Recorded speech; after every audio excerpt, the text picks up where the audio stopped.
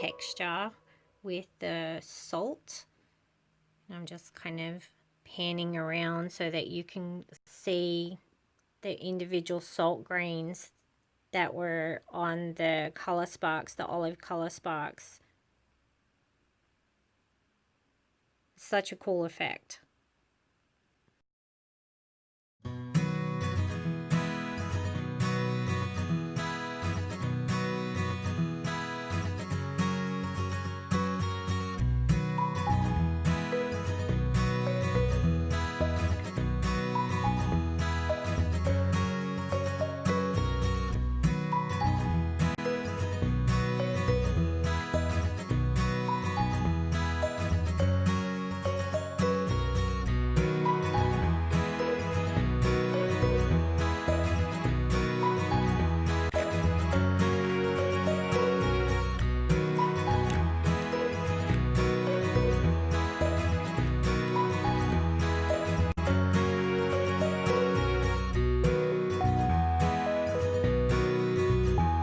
So I've applied the matte gel medium with a palette knife and just in one section of the stencil.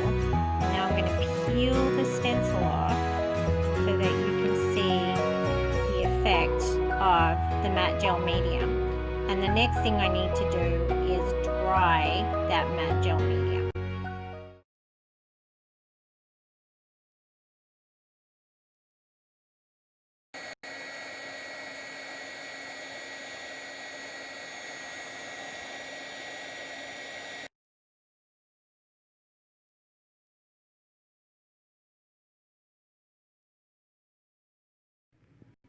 And here's the matte gel medium. It's now dry. So I'm just going to give you a quick look at that.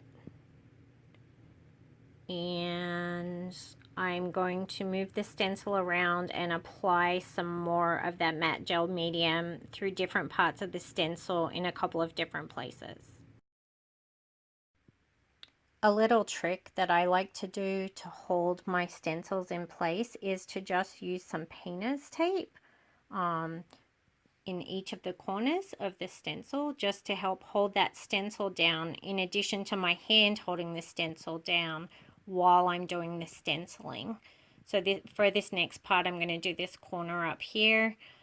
Again, I'm going to use my metal palette knife and the matte medium gel, and I'm going to do a stenciling.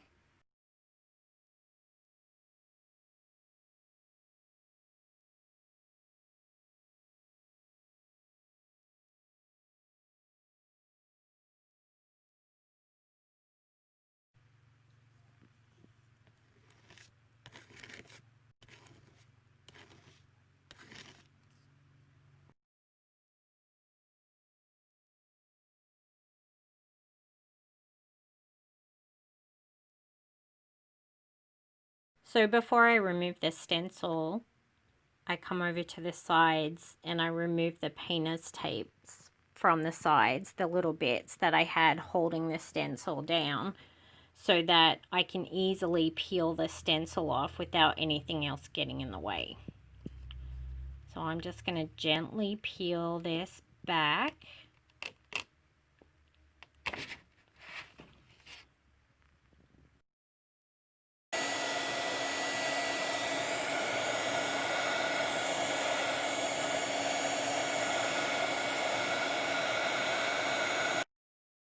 So as you can see, the matte gel medium is now dry because I dried it with my heat gun. And now what I'm going to go and do is I'm going to go and rinse off my stencil and let this sit for just a minute, and then I'll be back in just a moment. And so here's the matte gel medium that is now dried using my heat gun.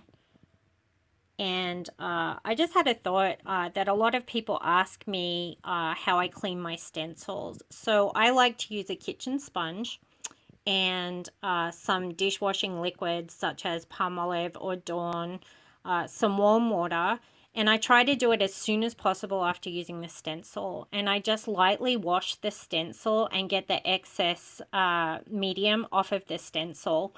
For really hard stuck-on things, I use an old toothbrush, and then I have a special type of soap called lava soap, but you can also use Fels naphtha soap.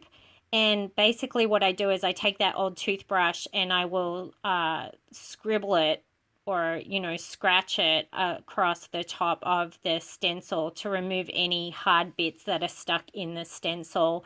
And I do it from both sides of the stencil, so that really helps clean it out quite a bit.